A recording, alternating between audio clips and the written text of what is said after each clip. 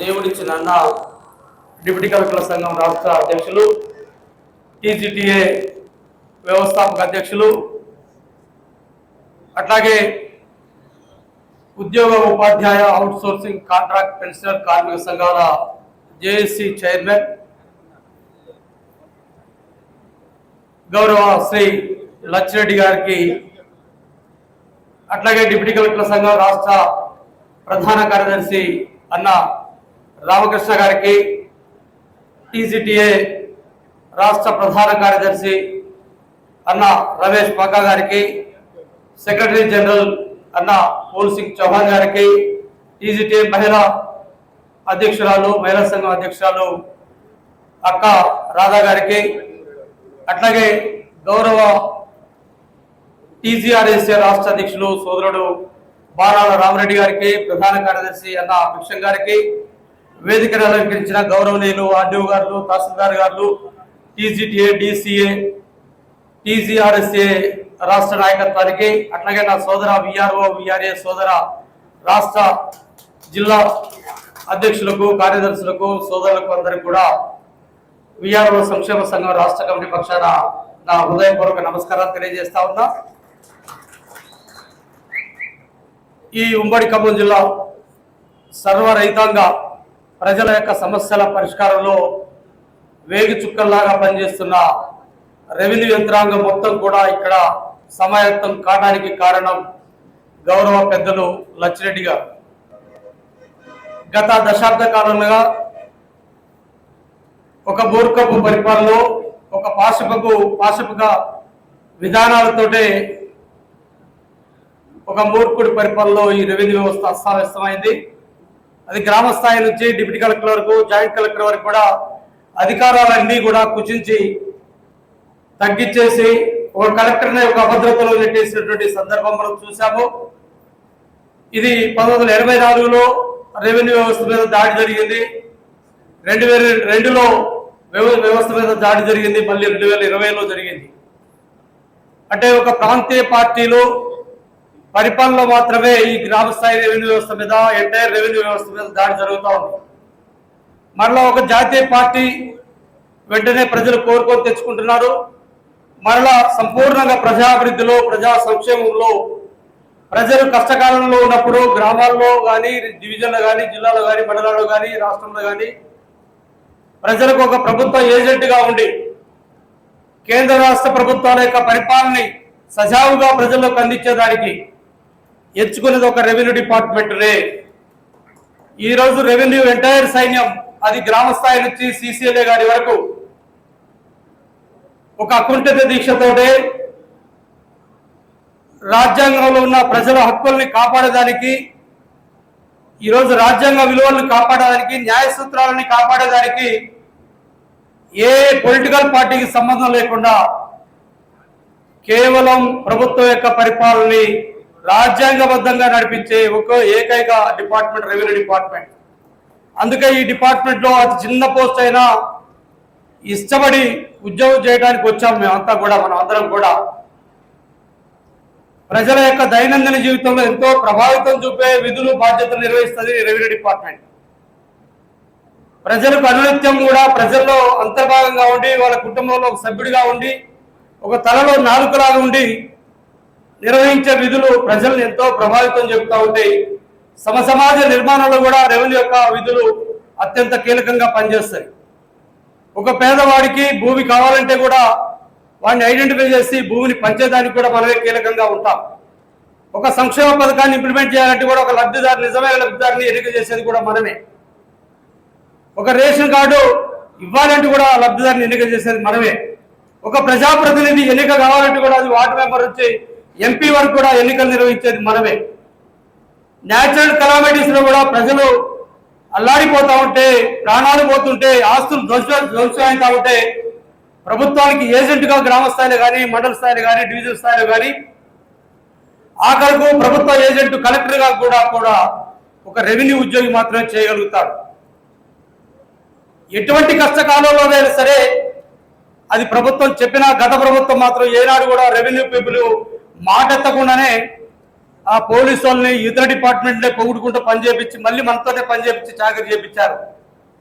ప్రజలకు బాసరగా ఉన్నది మనం, అండగా ఉన్నది మనం, ప్రజా సమస్యల్ని ఏకం చేసింది మనం, ఐడెంటిఫై చేసింది మనం, నివేదిక ఇచ్చింది మనం, పునరావాసం తిరిగి ప్రజలకు అందించింది మనం. కానీ ఎక్కడ కూడా రెవెన్యూ అనే పదం రాకుండా చాలా కట్టుదిట్టంగా కేసీఆర్ పరిపాలన చేశాడు. అంటే ఎంత దౌర్భాగ్య పరిస్థితిలో గత పాలకులు ఉన్నారంటే మనం అర్థం చేసుకోవాల్సిందే. ఏం పాపం చేశామని, ఏం ద్రోహం చేశామని రెవెన్యూ వ్యవస్థని అస్తవ్యస్తం చేస్తున్నారంటే కేవలం వాళ్ళ ఇంటెన్షన్ ఒకటే, వారు దోచుకోవడం కోసం మాత్రమే రెవెన్యూ పీపుల్ అడ్డుపడతారు. కాబట్టి వారు కాందిశీకుల భూములే కావచ్చు, హైదరాబాద్, వికారాబాద్, మేడ్చల్ ఇట్లాంటి విలువైనటువంటి భూముల్ని వేలాది ఎకరాలు, లక్షల కోట్ల విలువ చేసే భూముల్ని కైంకర్యం చేసుకోవడం మాత్రమే ఇది రెవెన్యూ వాళ్ళు అడ్డుపడతారు. ప్రజా ఆస్తులను కాపాడేదానికి, ప్రభుత్వ ఆస్తులను కాపాడేదానికి రెవెన్యూ పీపుల్ మాత్రమే కట్టుబడి ఉంటారు. కాబట్టి వాళ్ళు దోచుకోవడానికి వీలు పడలేరు. కాబట్టి మన పాలనకి, మన కుళ్ళు బుద్ధికి, మనం వేసే ఎత్తుగడలకు వీళ్ళు అడ్డుపడతారు. కాబట్టి ఒక శాస్త్రీయమైన నివేదికలు ఇస్తారు. కాబట్టి ఇది సాధ్యం కాదు, లీగల్గా ఎక్కడో ఒక ఇరుగుతాం. కాబట్టి తప్పకుండా వీళ్ళు అడ్డు తప్పించుకోవాలని ఇట్లాంటి కార్యక్రమాలు చేస్తూ ఉన్నారు. ఇది శాస్త్రీయంగా ప్రూవ్ అయింది కూడా. ఈరోజు మన పెద్దలా చెప్తారు, ముఖ్యమంత్రి గారికి నేరుగా చెప్పారు, సార్ వీళ్ళు 2020 వ్యవస్థ రద్దయితే 2022 నుంచి ఇప్పటి వరకు కూడా రీడిప్లాయ్ అయినటువంటి సోదరులు అన్ని రకాల ప్రభుత్వ శాఖలకి, ప్రభుత్వేతర శాఖలకి బదలాయింపబడ్డారు. కానీ ఇప్పటి వరకు ఏ ఒక్క సోదరుడు కూడా ఏసీబీ ట్రాప్ అయినది లేదు. మీరు ఒకసారి లెక్కలు తీసుకోండి అని చెప్తే గౌరవ ముఖ్యమంత్రి గారు ఆశ్చర్యపోయారు. నిజమే కదా అని మన పెద్దన్న మన గురించి అట్లాంటి క్యాల్కులేషన్స్ ముఖ్యమంత్రి గారు చెప్పడం జరిగింది. వాస్తవంగా చూడండి, అన్ని ప్రభుత్వ శాఖల్లో ఏసీబీ ట్రాప్ జరిగినాయి. కానీ ఒక్క విఆర్ఓ, రీడిప్లాయ్ అయిన విఆర్ఓ ఎక్కడైనా ట్రాప్ అయ్యాడా? కానీ రెవెన్యూ ఉద్యోగులు, లంచగొండ్లు, మోసగాళ్ళు, రక్తం పీలుస్తున్న జనగలు, మరి అట్లాగే ఆయన పోల్చింది కుక్క తోకతో పోల్చాడు, మరి రాక్షసులాగా పోల్చాడు. అసెంబ్లీ మొత్తాన్ని కూడా ఆయన కబందాస్తాలే పెట్టుకొని ప్రజలను ఏమార్చడం కోసం తన వాగ్దాటితోటి అనేక దుష్ప్రచారాలు చేశాడు.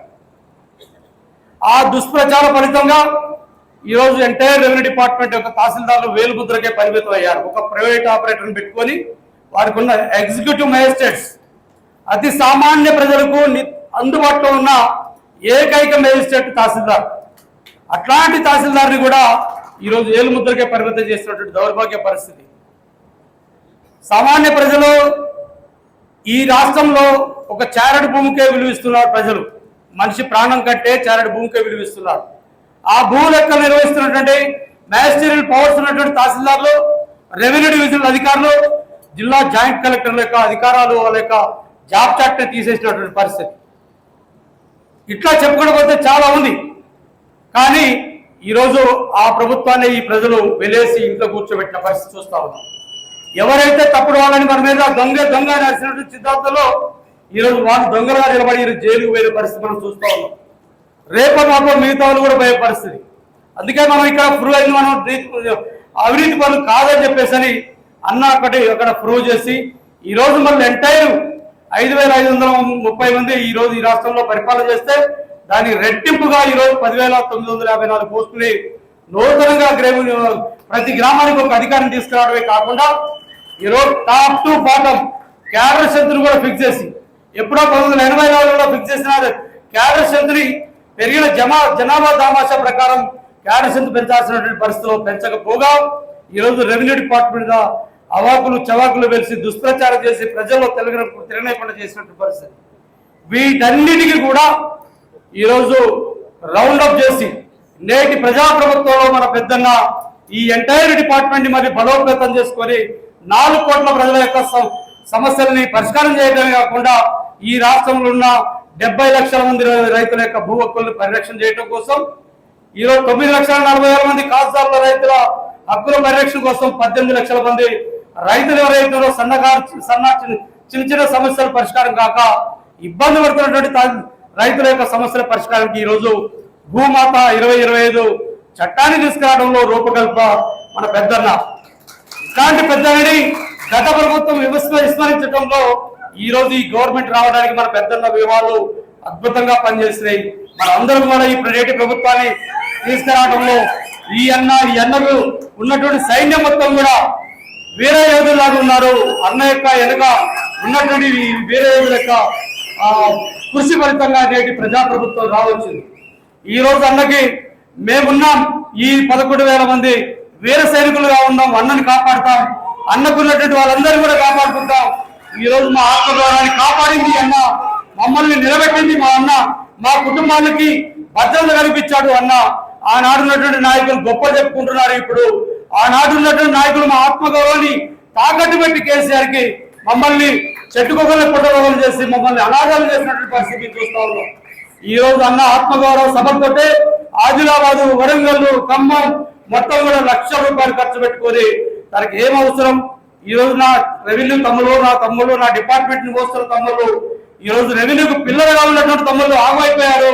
వాళ్ళని బలోపేతం చేసుకోవాల్సిన బాధ్యత ఉంది, వాళ్ళని కాపాడాల్సిన బాధ్యత ఉంది అని చెప్పి బాధ్యత తీసుకొని ఉద్యోగులకు సైతం సెలవు పెట్టి ఈ రోజు అన్న మన కోసం, మన వ్యవస్థ కోసం, ప్రజల కోసం, రైతుల కోసం కంకణం కట్టుకొని తన మేధస్సుని ఘనంగా పెట్టి ఈరోజు భూభారతం తీసుకురావడమే కాదు, రెవెన్యూ వ్యవస్థనే ఈరోజు బ్రహ్మాండమైనటువంటి ఒక యూనిటీ తీసుకొచ్చి ఒక రక్షక వలయలాగా తయారు చేసి ప్రజాసేవకు అంకితం చేస్తున్నటువంటి మహాధీరులకు పాదాభివందనం తెలియజేస్తున్నా.